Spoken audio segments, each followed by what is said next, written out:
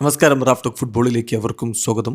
FIFA world കപ്പിൻ്റെ final മത്സരത്തിൽ ഞായറാഴ്ച അർജൻറ്റീനയും സ്പെയിനും തമ്മിൽ ഏറ്റുമുട്ടുകയാണല്ലോ.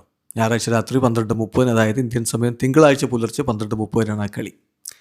ഇപ്പോൾ അർജൻറ്റീനയുടെ കളികൾ വരുമ്പോഴൊക്കെ റഫറി ആരാണ്, ഏത് രാജ്യക്കാരനാണ് എന്ന് നോക്കാൻ ചില ആളുകൾക്ക് വലിയ താല്പര്യം ഇൻട്രസ്റ്റും ആണല്ലോ. അപ്പം അതിൻ്റെ ഭാഗമെന്ന് മാത്രമല്ല, വേൾഡ് കപ്പിൻ്റെ ഫൈനൽ നിയന്ത്രിക്കുന്ന റഫറി ആരാണ് എന്നറിയാൻ മൊത്തം ഫുട്ബോൾ ലോകത്തിനും താല്പര്യമുണ്ടാകും. അപ്പോൾ നമ്മൾ അതൊന്നും നോക്കുന്നു എന്ന് മാത്രമല്ല, റഫറിയുടെ ചില പാസ്റ്റ് കഥകൾ വലിയ രൂപത്തിൽ ഇപ്പോൾ സർക്കുലേറ്റ് ചെയ്യുന്നുണ്ട്. അപ്പം റഫറിയുടെ മുൻ പ്രകടനം എങ്ങനെയാണ്, അദ്ദേഹം കുടുങ്ങിപ്പോയൊരു കേസുണ്ട്, ആ കേസൊക്കെ ഇപ്പോൾ വലിയ രൂപത്തിൽ ചർച്ചയാണ്. അപ്പോൾ അതൊക്കെ നമ്മളൊന്ന് പരിശോധിക്കുകയാണ്. റഫറി സ്ലൊവേനിയക്കാരനായിട്ടുള്ള സ്ലാവ്കോ വിൻസിച്ചാണ് ഈ ഒരു മത്സരം നിയന്ത്രിക്കുന്നത്.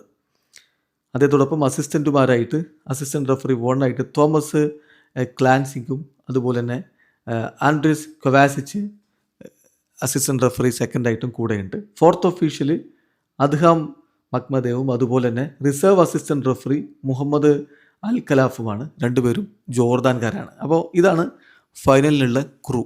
ഇനി റഫറിയുമായി ബന്ധപ്പെട്ടിട്ട്, അതായത് സ്ലാവ്കോ വിൻസിച്ചുമായി ബന്ധപ്പെട്ടിട്ടുള്ള വിശദാംശങ്ങൾ നമ്മളൊന്ന് പരിശോധിക്കുകയാണ്.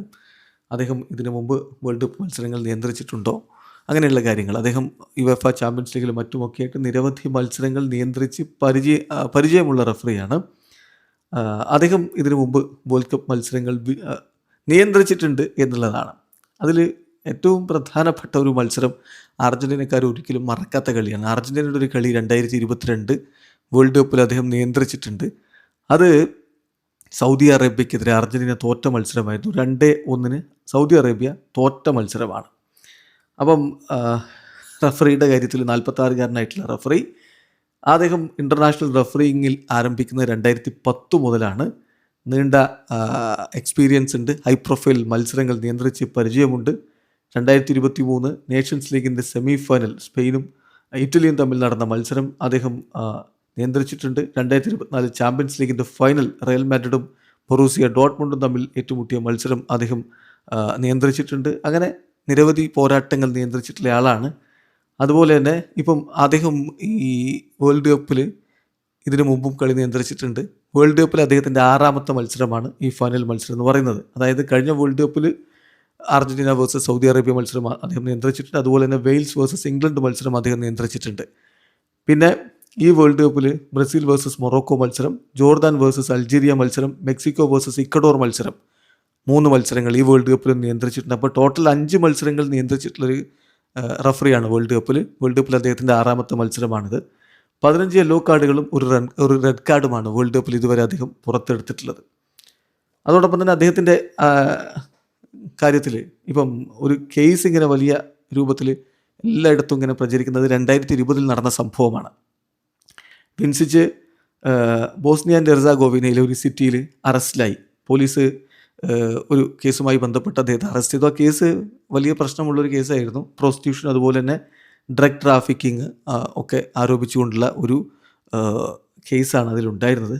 ആ ലൊക്കേഷനിൽ നിന്ന് അദ്ദേഹത്തോടൊപ്പം അദ്ദേഹം കൂടി ഉൾപ്പെടുന്ന സ്ഥലത്ത് നിന്ന് അദ്ദേഹത്തെ പോലീസ് അന്ന് അറസ്റ്റ് ചെയ്തല്ലോ. അപ്പോൾ അദ്ദേഹത്തിൻ്റെ കൂടെ 9 സ്ത്രീകളും 26 പുരുഷന്മാരെയും അറസ്റ്റ് ചെയ്തിരുന്നു. കൂടാതെ 14 പാക്കേജ് കൊക്കൈന്, 10 ആയുധങ്ങൾ, ഫയർ ആംസ്, പിന്നെ അതുകൂടാതെ തന്നെ 3 ബുള്ളറ്റ് പ്രൂഫ് വെസ്റ്റുകൾ, അതുപോലെ തന്നെ വലിയ ഒരളവിലുള്ള യൂറോ കറൻസിയും അന്ന് പിടിച്ചിട്ടുണ്ടായിരുന്നു.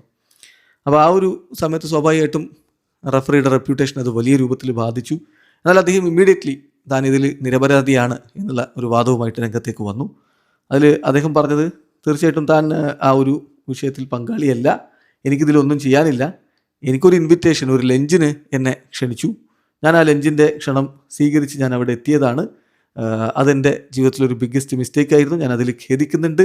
ഞാനൊരു ടേബിളിൽ എൻ്റെ കൂട്ടുകാരുമൊത്ത് ഇരിക്കുകയായിരുന്നു, പെട്ടെന്ന് പോലീസ് കടന്നു വരികയും പിന്നെ ബാക്കി കാര്യങ്ങളൊക്കെ സംഭവിക്കുകയായിരുന്നു എന്നാണ് അദ്ദേഹം പറഞ്ഞത്.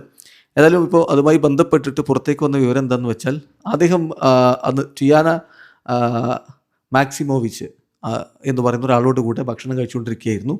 അയാളാണ് ഈ ഒരു പ്രോസ്റ്റിറ്റ്യൂഷൻ റിങ്ങിൻ്റെ ലീഡർ എന്നാണ് പിന്നീട് പോലീസ് കണ്ടെത്തിയത്. അപ്പം അതുകൊണ്ടാണ് തീർച്ചയായിട്ടും വിൻസിച്ചിനെ ഈ ഒരു കേസിൽ ഉൾപ്പെടുത്തിയത്. ഏതായാലും അന്ന് ഫെഡറേഷനും പോലീസും ഒക്കെ അന്വേഷണം നടത്തി. വിൻസിച്ച് ഇതിൽ പങ്കാളിയല്ല എന്ന് പറഞ്ഞുകൊണ്ട് അദ്ദേഹത്തെ ക്ലിയർ ചെയ്യുകയായിരുന്നു. അതിനുശേഷം അദ്ദേഹം ഇൻ്റർനാഷണൽ റഫറിങ് ഒക്കെ ആയിട്ട് മുന്നോട്ട് പോവുകയാണ് ചെയ്തത്.